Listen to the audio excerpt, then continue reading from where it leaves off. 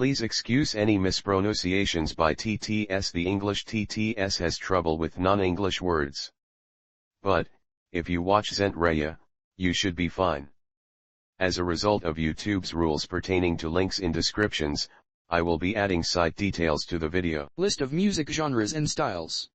This is a list of music genres and styles. Music can be described in terms of many genres and styles. Classifications are often arbitrary, and may be disputed, and closely related forms often overlap. Larger genres and styles comprise more specific subcategories. Classical music has been around for thousands of years, and has influenced every type of music that came after. Any person who claims to like music should know at the very least, Johann Sebastian Bach, Vivaldi, or Rousseau. I won't be including samples of the music in the videos, for copyright reasons. I hope you enjoy the article. Experimental music is a general label for any music or music genre that pushes existing boundaries and genre definitions. Experimental compositional practice is defined broadly by exploratory sensibilities radically opposed to, and questioning of, institutionalized compositional, performing, and aesthetic conventions in music. Elements of experimental music include indeterminacy, in which the composer introduces the elements of chance or unpredictability with regard to either the composition or its performance. Artists may approach a hybrid of disparate styles or incorporate unorthodox and unique elements. The practice became prominent in the mid-20th century, particularly in Europe and North America. John Cage was one of the earliest composers to use the term and one of experimental music's primary innovators, utilizing indeterminacy techniques and seeking unknown outcomes. In France, as early as 1953, Pierre Schaeffer had begun using the term musique expérimentale to describe compositional activities that incorporated tape music, musique concrète, and électronique musique. In America, a quite distinct sense of the term was used in the late 1950s to describe computer-controlled composition associated with composers such as Ledger and Hiller. Harry Partch and Ivor Dareg worked with other tuning scales based on the physical laws for harmonic music. For this music they both developed a group of experimental musical instruments. Musique concrète is a form of electroacoustic music that utilizes a cosmetic sound as a compositional resource. Free improvisation or free music is improvised music without any rules beyond the taste or inclination of the musicians involved. In many cases, the musicians make an active effort to avoid clichés, overt references to recognizable musical conventions or genres. The groupe de recherche de musique concrète, under the leadership of Pierre Schaeffer, organized the first international decade of experimental music between 8 and June 18, 1953. This appears to have been an attempt by Schaeffer to reverse the assimilation of musique concrète into the German elektronische Musik, and instead tried to subsume musique concrète, elektronische Musik, tape music, and world music under the rubric musique expérimentale. Publication of Schaeffer's manifesto was delayed by 4 years, by which time Schaeffer was favoring the term recherche musicale, though he never wholly abandoned musique expérimentale. John Cage was also using the term as early as 1955. According to Cage's definition, an experimental action is one the outcome of which is not foreseen, and he was specifically interested in completed works that performed an unpredictable action. In Germany, the publication of Cage's article was anticipated by several months in a lecture delivered by Wolfgang Edward Rebner at the Darmstadter Ferienkurse on August 13, 1954, titled Amerikanische Experimentalmusik. Rebner's lecture extended the concept back in time to include Charles Ives, Edgard Varese, and Henry Cowell, as well as Cage, due to their focus on sound as such rather than compositional method. Composer and critic Michael Nyman starts from Cage's definition, and develops the term experimental also to describe the work of other American composers Christian Wolff, Earl Brown, Meredith Monk, Malcolm Goldstein, Morton Feldman, Terry Riley, La Monte Young, Philip Glass, Steve Reich, as well as composers such as Gavin Bryars, John Cale, Toshiichi Yanagi, Cornelius Cardot, John Tilbury, Frederick Rutschewski, and Keith Rowe. Nyman opposes experimental music to the European avant-garde of the time Boulez, Kegel, Xenakis, Birtwistle, Berio, Stockhausen, and Bussotti, for whom the identity of a composition is of paramount importance. The word experimental in the former cases is apt, providing it is understood not as descriptive of an act to be later judged in terms of success or failure, but simply as of an act the outcome of which is unknown. David Cope also distinguishes between experimental and avant-garde, describing experimental music as that which represents a refusal to accept the status quo. David Nichols, too, makes this distinction, saying that very generally, avant-garde music can be viewed as occupying an extreme position within the tradition, while experimental music lies outside it.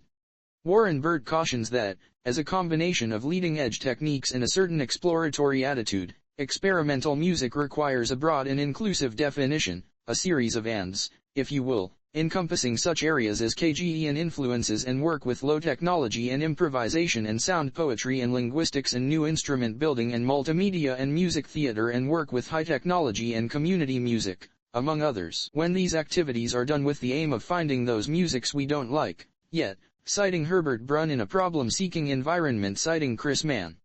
Benjamin Picot argues that this consensus view of experimentalism is based on an a priori grouping, rather than asking the question how have these composers been collected together in the first place, that they can now be the subject of a description? That is, for the most part, experimental music studies describes a category without really explaining it. He finds laudable exceptions in the work of David Nichols and, especially, Amy Beale, and concludes from their work that the fundamental ontological shift that marks experimentalism as an achievement is that from representationalism to performativity, so that an explanation of experimentalism that already assumes the category it purports to explain is an exercise in metaphysics, not ontology. Leonard B. Meyer, on the other hand, includes under experimental music composers rejected by Nyman, such as Berio, Boulez, and Stockhausen, as well as the techniques of total serialism, holding that there is no single, or even preeminent, experimental music, but rather a plethora of different methods and kinds. In the 1950s, the term experimental was often applied by conservative music critics along with a number of other words, such as engineer's art, musical splitting of the atom, alchemist's kitchen, atonal, and serial as a deprecating jargon term, which must be regarded as abortive concepts, since they did not grasp a subject. This was an attempt to marginalize, and thereby dismiss various kinds of music that did not conform to established conventions. In 1955, Pierre Boulez identified it as a new definition that makes it possible to restrict to a laboratory, which is tolerated but subject to inspection, all attempts to corrupt musical morals. Once they have set limits to the danger, the good ostriches go to sleep again and wake only to stamp their feet with rage when they are obliged to accept the bitter fact of the periodical ravages caused by experiment. He concludes, there is no such thing as experimental music, but there is a very real distinction between sterility and invention. Starting in the 1960s, experimental music began to be used in America for almost the opposite purpose, in an attempt to establish an historical category to help legitimize a loosely identified group of radically innovative, outsider composers. Whatever success this might have had in academe, this attempt to construct a genre was as abortive as the meaningless name-calling noted by Metzger, since by the genre's own definition the work it includes is radically different and highly individualistic. It is therefore not a genre, but an open category, because any attempt to classify a phenomenon as unclassifiable and elusive as experimental music must be partial. Furthermore, the characteristic indeterminacy in performance guarantees that two versions of the same piece will have virtually no perceptible musical facts in common. In the late 1950s, Ledger N. Hiller and L. M. Isaacson used the term in connection with computer-controlled composition, in the scientific sense of experiment, making predictions for new compositions based on established musical technique. The term experimental music was used contemporaneously for electronic music, particularly in the early musique concrète work of Schaffer and Henry in France. There is a considerable overlap between downtown music and what is more generally called experimental music, especially as that term was defined at length by Nyman in his book Experimental Music, Cage, and Beyond. A number of early 20th century American composers, seen as precedents to and influences on John Cage, are sometimes referred to as the American Experimental School. These include Charles Ives, and Ruth Crawford Seeger, Henry Cowell, Carl Ruggles, and John Becker. The New York School was an informal group of American poets, painters, dancers, and musicians active in the 1950s and 1960s in New York City. They often drew inspiration from Marcel Duchamp and Dada and contemporary avant-garde art movements, in particular conceptual art, pop art, jazz, improvisational theater, experimental music, and the interaction of friends in the New York City art world's vanguard circle. Composers, musicians included John Cage, Earl Brown, Christian Wolff, Morton Feldman, David Tudor among others. Dance-related, Merce Cunningham. Musique concrète, is a form of electroacoustic music that utilizes a cosmetic sound as a compositional resource. The compositional material is not restricted to the inclusion of sonorities derived from musical instruments or voices, nor to elements traditionally thought of as musical. The theoretical underpinnings of the aesthetic were developed by Pierre Schaeffer, beginning in the late 1940s. Fluxus was an artistic movement started in the 1960s, characterized by an increased theatricality and the use of mixed media. Another known musical aspect appearing in the Fluxus movement was the use of primal scream at performances, derived from the primal therapy. Yoko Ono used this technique of expression. The term experimental has sometimes been applied to the mixture of recognizable music genres, especially those identified with specific ethnic groups, as found for example in the music of Laurie Anderson, Joe Wenchung, Steve Reich, Kevin Volans, Martin Schertzinger, Michael Blake, and Rudiger Meyer. Free improvisation or free music is improvised music without any rules beyond the taste or inclination of the musicians involved. In many cases the musicians make an active effort to avoid overt references to recognizable musical genres.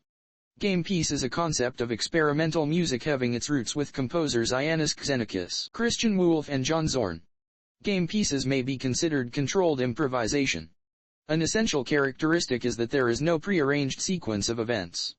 They unfold freely according to certain rules, like in a sports game. Therefore, game pieces have elements of improvisation.